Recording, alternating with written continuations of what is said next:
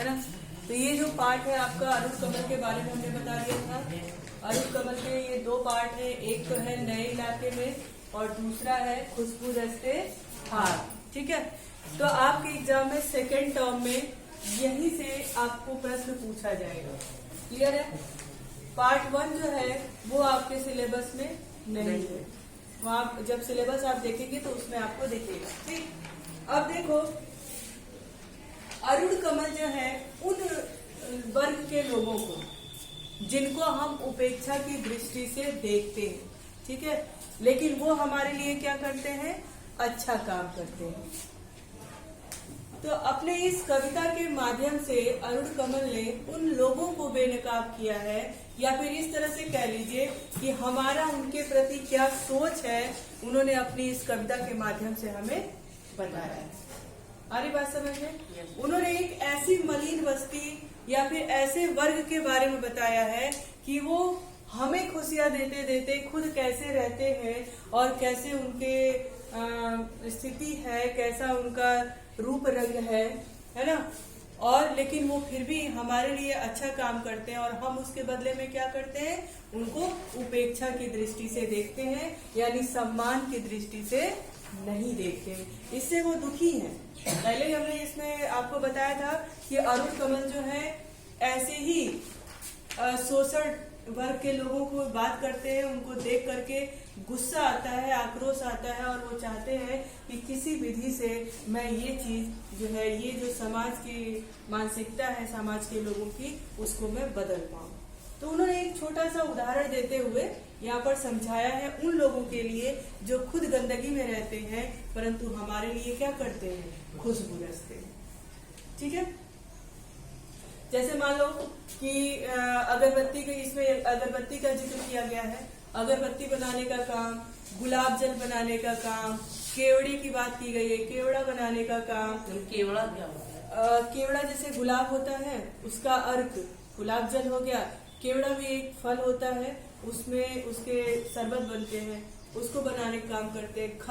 खस एक घास होता है, उससे भी जो उसका शरबत, उसका जूस बनता है वो खुशबूदार होता है। ठीक है, गर्मी के दिन में खस का शरबत पीने से काफी ठंडक पहुंचती है। तो खस एक घास होता है, पतली पतली लंबी लंबी घासें होती है उसकी, है ना। और कुछ लोग उसकी पत्ती तोड़ के चाय में भी डालते हैं और उसका शरबत बनता है, जो उसमें खुशबू तो आती ही आती है और पीने में भी अच्छा होता है। पर हम क्या करते हैं ना, हम घास उगाने का काम करते हैं, न उस घास से शरबत बनाने का काम करते हैं। हमारे पास वही वर्ग के लोग, मजदूर वर्ग के लोग उसको हमें बना करके देते हैं। तो कभी बस यही कहना चाहता है कि वो हमारे लिए अच्छा काम करते हैं, भले वो मलिन बस्ती में रहते हैं, उनका रूप रंग अच्छा नहीं है, लेकिन वो काम क्या करते हैं, अच्छा करते हैं। हमें उन्हें सम्मान की दृष्टि से देखना चाहिए परंतु हम नहीं देखते। ठीक, देखो कहते हैं कई गलियों के बीच, कई नालों के पार, कूड़े करकट के ढेरों के बाद, बदबू से फटते जाते इस टूले के अंदर, खुशबू रचते हैं हाथ, खुशबू रचते हैं। कभी कहते हैं उस मलिन बस्ती की, आपने मलिन बस्ती देखा होगा, गंदी बस्ती। हाँ, मलिन मतलब होता है गंदी बस्ती।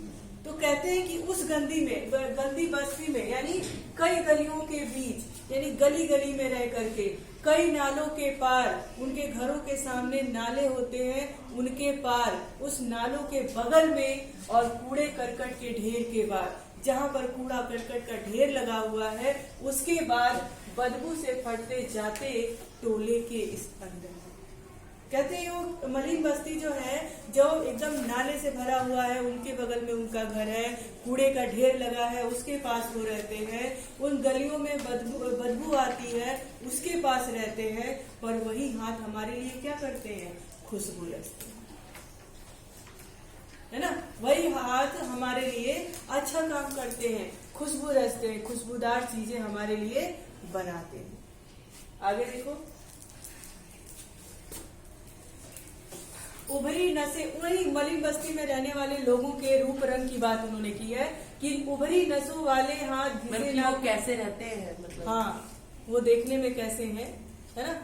उभरी नसों वाले हाथ, घिसे नाखूनों वाले हाथ, पीपल के पत्ते से नए नए हाथ, जूही की डाल से खुशबूदार हाथ, गंदे कटे पिटे हाथ, जख्म से फटे हुए हाथ, खुशबू रचते हैं हाथ, खुशबू रचते हैं हाथ। उन लोगों की बात की है जो लोग हमारे लिए खुशबू रचते हैं।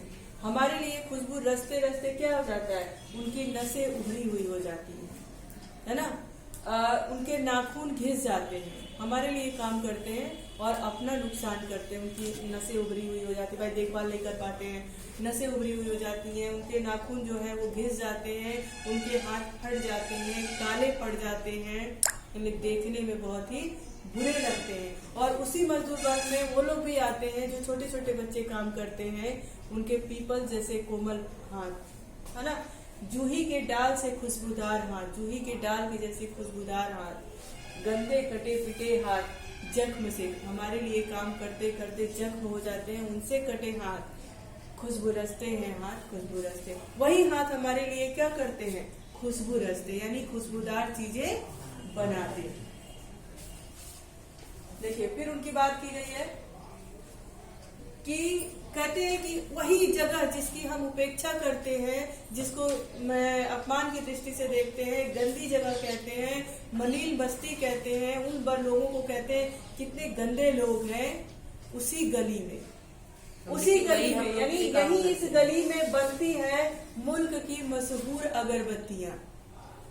कभी कहता है और उसी गली में मुल्क की, देश की मशहूर अगरबत्तियां बनती हैं। इन्हीं गंदी मोहल्ले के लोग बनाते हैं केवड़ा, गुलाब, खस और रात रानी अगरबत्तियां। कभी कहता है कि इसी गंदी बस्ती में रहने वाले लोग, वही गंदे लोग जिनको आप गंदा कहते हैं, वो हमारे लिए क्या बनाते हैं, केवड़े बनाते हैं, केवड़ा, गुलाब, खस और रात रानी की अगरबत्तियां बनाते हैं। यानी अगरबत्ती बनाते हैं, उसमें इसकी खुशबू डाल देते हैं, तो हमारे पास हम कहते हैं ना, अरे वो गुलाब वाला अगरबत्ती दे दो, मोगरे वाला दे दो, बोलते हैं कि नहीं बोलते हैं? yes, ऐसी खुशबूदार अगरबत्तियां जो हम जलाते हैं, बनाता कौन है, वही गंदे मोहल्ले में रहने वाले लोग और वही कटे पीटे हाथों वाले लोग, जिन्हें हम कहते हैं कि ये गंदे लोग हैं, गंदी बस्ती में रहते हैं। वही हाथ हमारे लिए खुशबूदार चीजें बनाते हैं। दुनिया की सारी गंदगी के बीच दुनिया की सारी खुशबू रचते हैं हाथ, खुशबू रचते हैं हाथ। कभी कह रहा है कि दुनिया की, जो कह रहा है कि दुनिया की सबसे गंदी जगह है, गंदे लोग हैं, वही गंदे हाथ, वही गंदी बस्ती के लोग हमारे लिए दुनिया की सबसे खुशबूदार चीज बनाते हैं या नहीं बनाते? yes, तो हमें बस ये बताना चाहते हैं कि भाई वो हाथ जब हमारे लिए खुशबू रच सकते हैं, तो देखने में भले खराब हो, लेकिन वो गंदे नहीं हो सकते हैं, वो बदबूदार नहीं हो सकते हैं। हमें उन्हें उपेक्षा की नजर से नहीं देखना चाहिए, उन्हें सम्मान की नजर से देखना चाहिए। बात है कि नहीं? yes, अच्छा आप बताइए, अब उस दिन भी हमने बताया था, कोई कूड़े वाला आता है, कोई नाली साफ करने वाला आता है, आपने उसको नाम दिया है कूड़े वाला, जमादार, है ना, ऐसा हम लोग बोलते हैं। और सच में हम पसंद नहीं करते, सभी नहीं करते, ना आप करते, ना हम करते, ना समाज के लोग करते हैं। लेकिन सच में जो बुद्धिमान होगा वो उनको कूड़े वाला नहीं बोलेगा, सफाई कर्मी बोलेगा। कूड़े वाला कौन है? कूड़े वाले हम हैं। क्यों? क्योंकि हम कूड़ा फैलाने का काम करते हैं, हम गंदगी फैलाने का काम करते हैं। तो असली कूड़े वाले तो हम लोग हुए ना, वो तो साफ करने वाले हैं, तो सफाई कर्मी, उनको सफाई कर्मी, वो साफ करते हैं, तब हम इतनी साफ सुथरे जगह में रहते हैं। तुम सोचो, तुम्हारे स्कूल में 4 दिन आया दीदी छुट्टी ले ले, है ना, छुट्टी ले ले, और आप जैसे गंदगी फैलाते हो, आपकी आदत है फैलाने की, आप फैलाओगे ही, तो आप आओगे तो क्या जितनी प्रसन्नता से आज बैठे हो उस दिन भी बैठोगे? कूड़े के ढेर में बैठोगे? नहीं। तो ये बताइए, हमारे लिए आया दीदी क्या हो गई? सफाई कर्मी। आया दीदी को हम बोलेगा नहीं ये आया है, मैं इनके हाथ का पानी ले लूंगा, या फिर इनके बगल में नहीं बैठूंगा, या फिर इनको कोई सम्मान की हकदार नहीं है। वो भी वही सम्मान की हकदार है, असली में वही है। यही कवि बताना चाहते हैं। कवि कहते हैं कि जिनको आप कहते हो कि मलिन बस्ती है, नाले के बगल में इनका घर है, कूड़े के बगल में इनका घर है, इनके हाथ कटे पीटे हैं, इनके हाथों में जख्म है, या फिर देखने में ये सुंदर नहीं है, ये गंदे लोग हैं।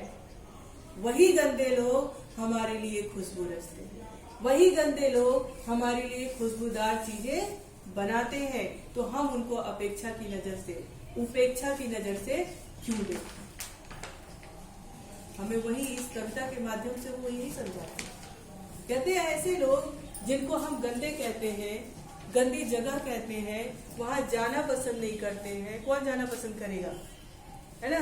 लेकिन आपने क्या सोचा है कि यही उस गंदी बस्ती में रहने वाले लोग, यही देखने में सुंदर नहीं है कुरूप लोग हैं, यही जिनको हम गंदे लोग कहते हैं, वही वो हाथ है जो हमारे लिए खुशबूदार चीजें बनाते हैं। आई बात समझ में? Yes ma'am. किसी को कोई दिक्कत? अब तो आप इसका अर्थ बता देंगे। चलिए। हाँ,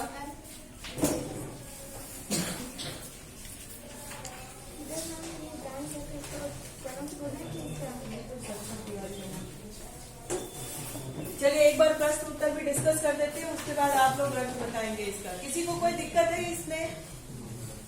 किसी को कोई दिक्कत है? टोले का मतलब होता है एक समूह, एक वर्ग।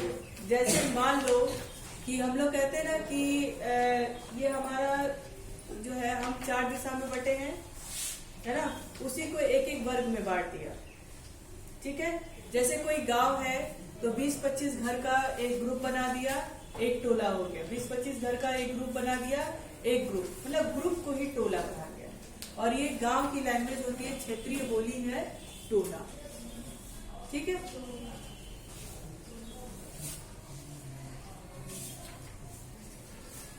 हाँ देखो, इसमें प्रश्न है आपके, खुशबू रचने वाले हाथ कैसी परिस्थिति में तथा कहाँ कहाँ रहते हैं? आंसर लिख लोगे, ठीक है? कविता में कितने तरह के हाथों की चर्चा की गई है? कटे पीटे हाथ,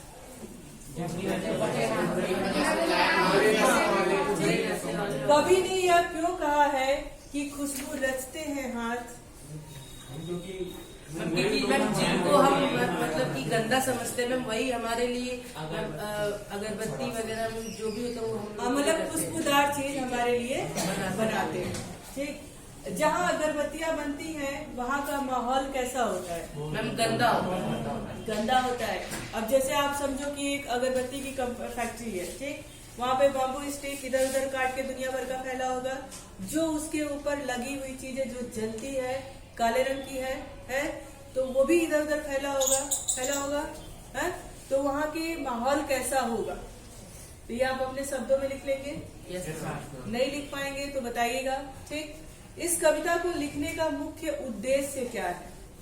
अभी हमने उद्देश्य आपको बताया। उद्देश्य ये है कि मैम जो हम सम्मान मैम सोचते हैं कि मैम वो कूड़े वाला है कि समाज की मानसिकता बदले, जिन्हें हम उपेक्षा की दृष्टि से देखते हैं उसको हम सम्मान की दृष्टि से देखते हैं, है ना? और कवि ने अपनी कविता के माध्यम से साफ साफ बताया है कि वही गंदे लोग, जिन्हें हम गंदे लोग कहते हैं, गंदी बस्ती में रहने वाले लोग कहते हैं, वही लोग हमारे लिए खुशबू फैलाते हैं। तो उनको उपेक्षा की दृष्टि से नहीं, उनको सम्मान की दृष्टि से देखा जाना चाहिए, ठीक? आगे देखिए, ये तो व्याख्या करना है, आप कर ही लोगे, है ना? कर लोगे या नहीं? ठीक। नेक्स्ट है, इस कविता है कवि ने इस कविता में बहुवचन का प्रयोग अधिक किया है, इसका क्या कारण है? क्योंकि इसमें बहुत सारे लोग हैं मैम, बहुत हाँ, इसमें जैसे मुल्कों, एक मुल्क की बात नहीं की है, बहुत सारे मुल्क, गलियों, एक गली की बात नहीं की है, बहुत सारे नालियों, एक नाली, क्योंकि एक ही मलिन बस्ती पूरे विश्व में नहीं है ना, बहुत जगह जगह है, इसीलिए उन्होंने बहुवचन का प्रयोग किया है। किसी एक व्यक्ति की बात नहीं की है, समस्त मजदूर वर्ग की बात की है उन्होंने, तो बहुवचन आएगा ही आएगा, है ना? अब देखो, कवि ने हाथों के लिए कौन कौन से विशेषणों का प्रयोग किया है? मैम गंदे, खुशबूदार और उबरी नसों वाले,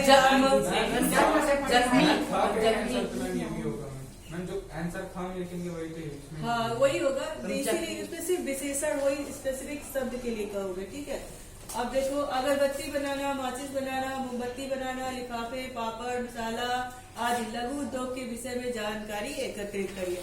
ये जो कारखाने हैं, अगरबत्ती, मसाला, पापड़, ये सारे का, इसको लघु उद्योग बोलते हैं। इसके लिए कोई बहुत बड़ी फैक्ट्री डालने की जरूरत नहीं है, ये लघु उद्योग है। ठीक है, लघु मतलब छोटा, यानी छोटे छोटे कंपनी, छोटे छोटे कम लोगों में, 10-20 लोगों में ये कंपनी बन जाती है।